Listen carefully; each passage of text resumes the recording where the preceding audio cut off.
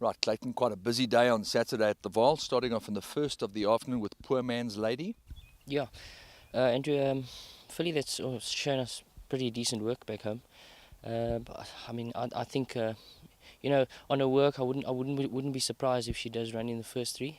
She's a very nice type of filly, progressive type of filly.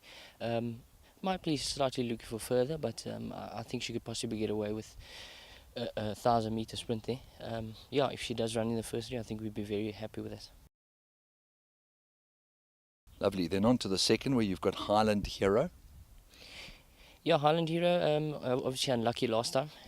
I thought maybe we'd have a big chance there with objection, but anyway, we'll put that behind us. He has come on. He's improved a few lengths from that run, from that experience. I expect him with natural improvement. I expect him to be right there.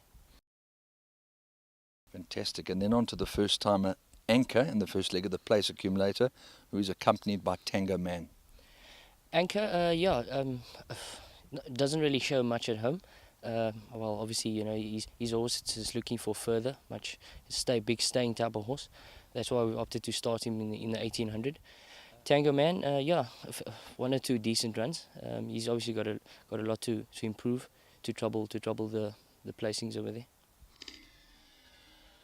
Okay, then on to the first leg of the pick six with arguably the most famous colours in South Africa, Crown Court and Grab the Gavel, who ran a decent fourth last time out. Yeah, we will start with Grab the Gavel. Obviously an improved run last time. I think the step up in trip will probably suit her. She's probably looking for that type of ground. In a good space at the moment. I'm expecting a forward run from her. Crown Court is probably slightly disappointing. However, maybe she is crying out for a little bit further, on her breeding. Certainly suggests that.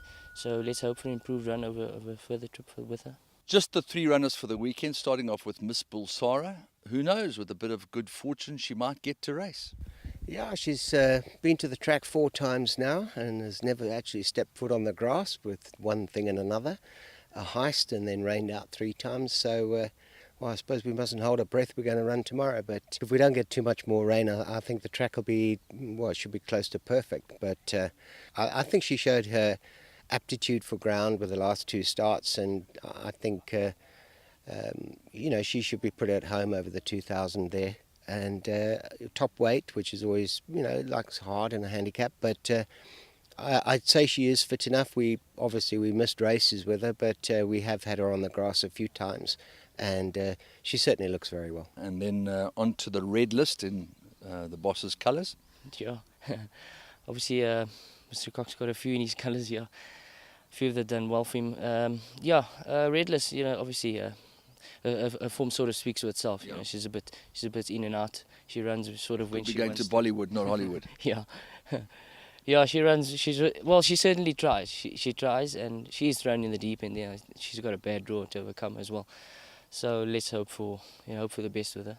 Not a lot better than coming to Raakiesfontein in the morning to see the horses working, and everything happens for a reason. The first horse I saw working this morning was the unmistakable Tappan Zee. He's a horse that's been shrouded in intrigue and mystery, but he seems to be getting his act together. Yeah, you're 100% right. He is getting his act together. The nice thing was we managed to get 3 or 4 runs quite close to one another, and he seemed to be enjoying it. He actually looked like he was improving with each run. Unfortunately, the program didn't have much for him after his last start, and we've had to sit on him and wait. And that's why, even from a bad draw and the fact that Lyle's not up here, he's riding in Cape Town, he usually does ride him. But there's nothing wrong with Raymond Danielson. He's a top jockey, and he's got lots of ability.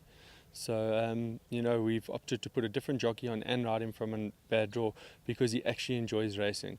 So we're going to run him from the bad draw, and I think that within the way he's working, he should run a good race. He does usually come from off the pace. So it'll be nice if he just continues in racing the way he was a while ago. A couple of races coming up for him after this, which I think are more races that we have in mind where you think he'll be really competitive. But this race will just bring him on for the other ones. We've found historically that horses that are fit and that are racing haven't got all the surplus energy to hurt themselves and do ridiculous things. Is that part and parcel of the reason why he's enjoyed this consistent racing? Yeah, I think that must be a reason why he's behaving more sensibly of late. And also, after his mishap with Samela, my dad said, let's try a double snaffle on him. And I think that was that was a great call by him, because he's improved a hell of a lot with it. And Lal even said he could feel the control he had with the horse was way better with that bit. So I think down to the bit, that was probably the big factor to him improving as much as he did. You must have been quite pleased with his performance on International Jockeys Day. Yeah, I must admit I was, because we all kind of went there guessing if he really truly saw out the distance, which definitely he did. They went an honest pace, and he only got beaten a short head, so no problem with the 3,000 last time. Back to 2. Well, I think he's equally effective over this trip. Also a decent draw. I think that he's an obvious inclusion in everybody's jackpots, pick sixes, whatever. Quite a nice sort, his hot curry. Good win in his penultimate, and also far from disgraced last time out at big odds. Yes. Look, he's a horse that's actually sort of come to hand over the last 2 or 3 months. He's improving all the while. His work's been very good. I mean, he's in a good space at the moment. I like his attitude at the moment. He's sort of ready to run a big race. I thought from a good draw over that type of trip, with the rain, possibly make it even more tougher for them. But I think he's up to the task there. I think he'll be a massive runner. Lovely. Then on to the first leg of the jackpot. You've got a very strong hand in Royal Crusade and Wheel of Time, who I thought was just a tad disappointing last time out. Yeah, I echo sentiments there. I thought he was a little bit disappointing. Look, he's also, he's a horse that does show us very good work.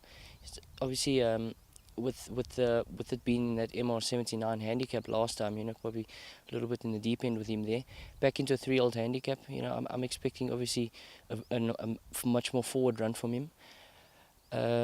Royal Crusade, yeah, I thought it was a very good comeback run from him after his little bit of a break, and he's travelled down to Durban. Obviously, he won there, came back in this 3-year-old handicap on Saturday. He's doing very well, showing us very good work. I'm expecting a very good run from him. Then on to the final leg of the jackpot, the talented Marmuk.